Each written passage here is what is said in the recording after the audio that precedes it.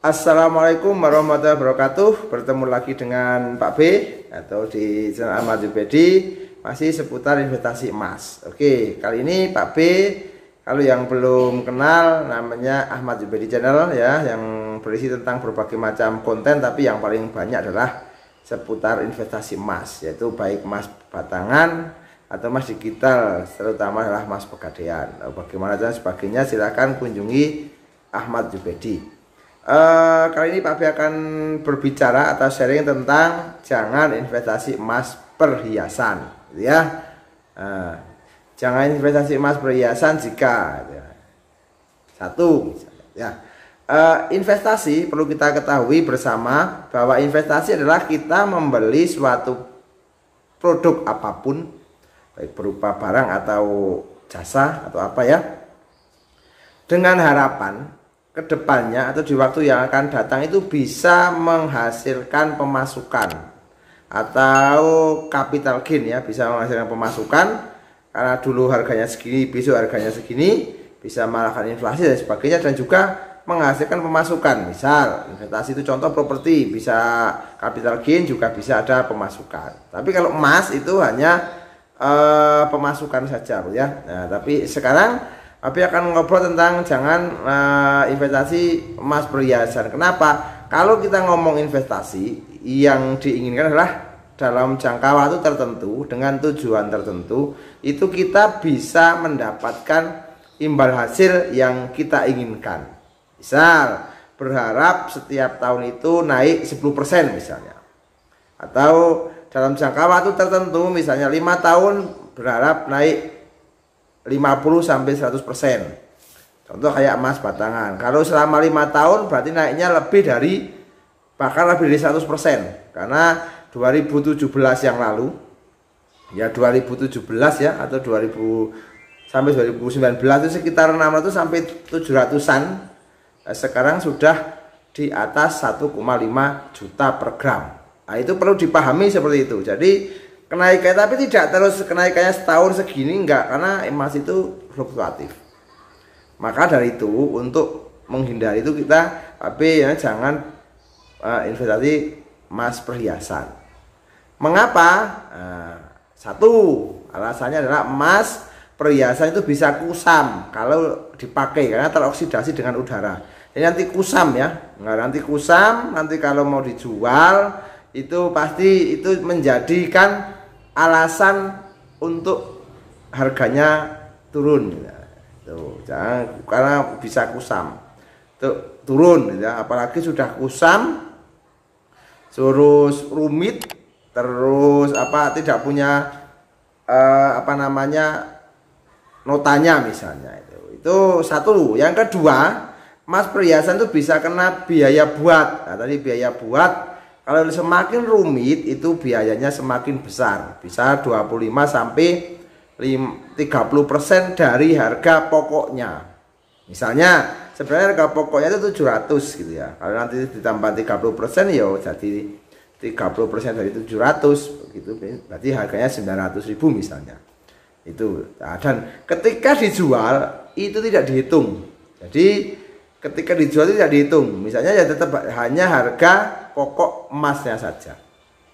Yang ketiga, emas perhiasan ya sudah tidak murni ya. Memang tidak murni, beda dengan emas batangan. Emas batangan kan 24 karat atau karat yang tertinggi, atau 9,99%. Kalau emas perhiasan itu ada yang 90%, ada yang 75%, ada yang 50%, ada yang di bawah itu. Karatasenya ya ada yang 22 karat, 20 karat, 18, bahkan ada yang 14 atau di bawahnya, gitu ya. Itu adalah emas perhiasan. Mengapa? Sehingga kalau ingin investasi jangan emas perhiasan. Yang keempat, emas perhiasan itu harus ada kwitansinya. Itu wajib kalau mau dijual.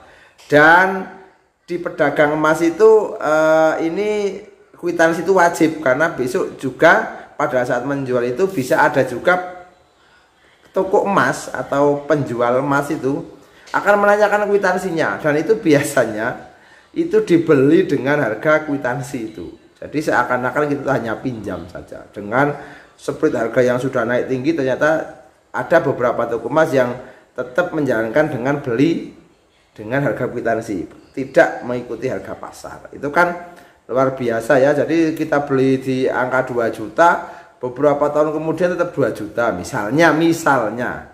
Kalau kita mengikuti harga pasar kan berarti ada harga jual, harga beli, berarti ada harga buy, ada buyback. Jadi kita di buyback berapa, seperti pembelian dan penjualan emas batangan.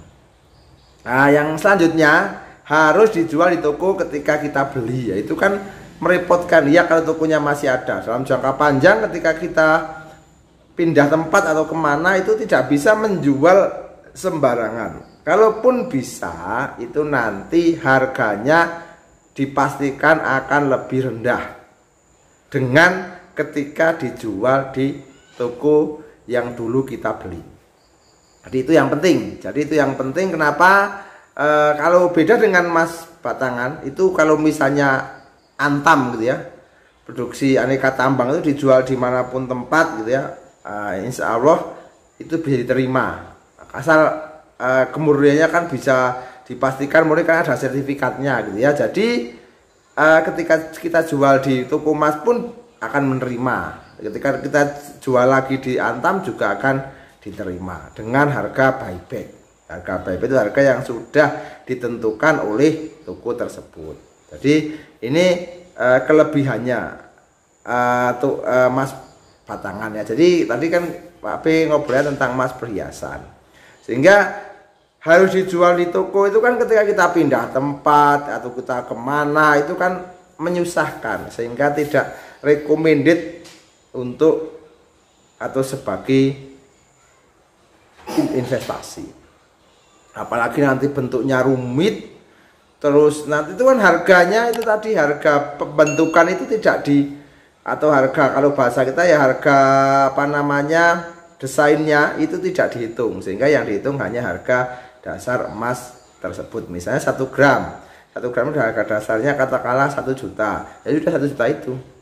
Yang 30%-nya itu tidak ada, padahal dulu mungkin kita beli 1,3 misalnya, itu 2,6 misalnya kan, 30%-nya naik 600 juta itu tidak termasuk dalam nota atau dalam nota pembelian ketika kita menjualnya. Kita sebagai konsumen itu menjualnya. Oke, yang selanjutnya kalau dijual dalam jangka pendek itu ruginya banyak. Karena apa? Selain ada harga buyback itu ya, kalau ikut harga pasaran juga dikurangi harga jasa pembuatan atau desain. Misal kalau kita beli di batangan itu kan, kalau beli hari ini jual besok atau jual nanti itu kan spreadnya sekitar 2-4%. Ruginya segitu ya, karena tidak ada harga desain, tidak harga pembuatan. Tapi kalau kita beli emas batangan dengan ada buybacknya katakanlah sama dengan emas batangan, emas perhiasan sama dengan emas batangan, jadi dikurangi 3% plus biaya pembuatannya.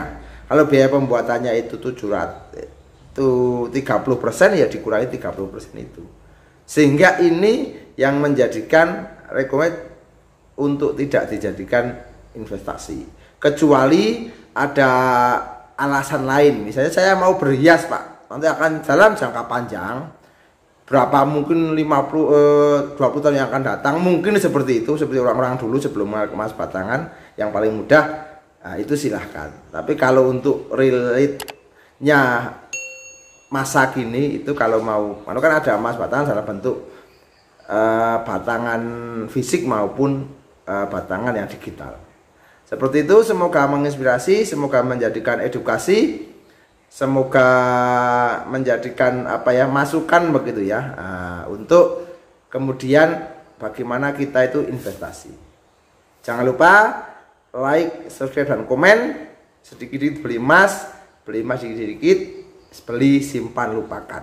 Oke, semoga bermanfaat, semoga menginspirasi. Assalamualaikum warahmatullahi wabarakatuh.